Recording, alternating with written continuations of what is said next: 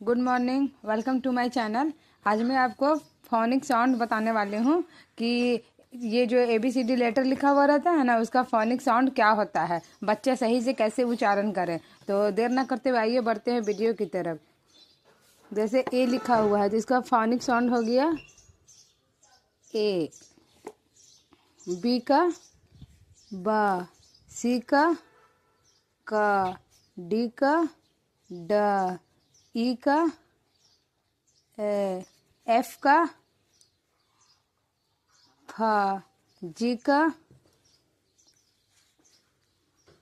ग, एच का ह, आई का ई, जे का ज, के का क, एल का ल, एम का म, एन का न, ओ का ओ, पी का प, क्यू का क, आर का र, एस का स, टी का ट, यू का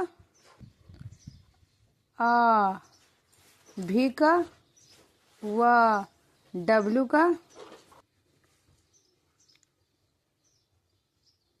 व, एक्स का कस, वाई का य और जेड का ज।